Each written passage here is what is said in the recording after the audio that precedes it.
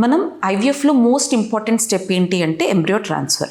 So ఈ embryo transfer చేసుకున్న తర్వాత ప్రతి ఒక్కరు వెయిట్ చేసేది ఏంటి అంటే టెస్ట్ రిజల్ట్ కోసం. That is nothing but beta HCG అంటే blood serum beta HCG test కోసం. సో చాలా మందికి ఒక డౌట్ ఉంటుంది, ఈ బీటా హెచ్సిజీ అనేది ఎప్పుడు చేసుకోవాలి, ఎంబ్రియో ట్రాన్స్ఫర్ తర్వాత ఎన్ని డేస్ కి చేసుకోవాలి, ఎన్ని డేస్ కి చేసుకుంటే అక్యురేట్ రిజల్ట్ వస్తుంది అనేది చాలా మంది అడిగే కామన్ క్వశ్చన్. సో జనరల్ గా మనకి ఎంబ్రియో ట్రాన్స్ఫర్ తర్వాత బేబీ అతుక్కుంటుంది అనమాట.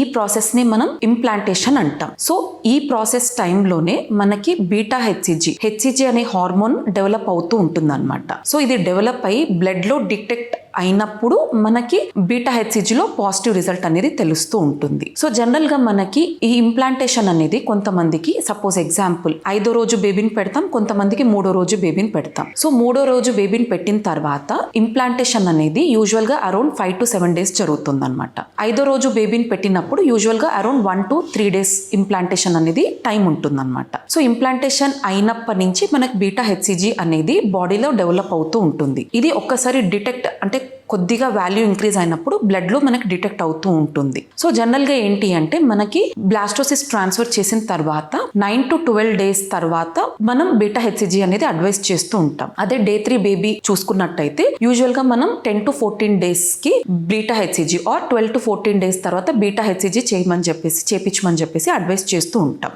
అలా కాకుండా కొంతమంది ఎర్లీగా బీటా హెచ్సిజీ చేయించుకుంటూ ఉంటారనమాట. సో దానివల్ల వాళ్ళకి ఫాల్స్ లైక్ నెగటివ్ రిజల్ట్స్ చూపిస్తుంది. అంటే వాళ్ళ యాక్చువల్గా బీటా హెచ్సిజీ చేసుకున్నప్పుడు పాజిటివ్ ఉంటుంది, బట్ ఎర్లీగా చేయడం వల్ల మనకి beta HCG correct adequate amount లో రిలీజ్ కాకపోవడం వల్ల మనకి నెగటివ్ వాల్యూస్ అనేది చూపించడం జరుగుతూ ఉంటుంది. సో కట్ ఆఫ్ వాల్యూస్ ఏంటి అంటే యూజువల్ గా మనకి బీటా హెచ్సిజీ వాల్యూ 25 కంటే ఎక్కువ ఉంది అన్నప్పుడు మనం పాజిటివ్ లాగా తీసుకుంటాం, బట్ 100 కంటే ఎక్కువ ఉంది అన్నప్పుడు గుడ్ వాల్యూ అని కన్సిడర్ చేస్తూ ఉంటాం. సో సపోజ్ కొద్దిగా లో రేంజ్ ఉంది అనుకోండి, సపోజ్ 100, 200 అట్లా ఉన్నప్పుడు మళ్ళీ డబ్లింగ్ జరుగుతుందా లేదా అనేది 48 hours తర్వాత రిపీట్ చేయడం జరుగుతుంది.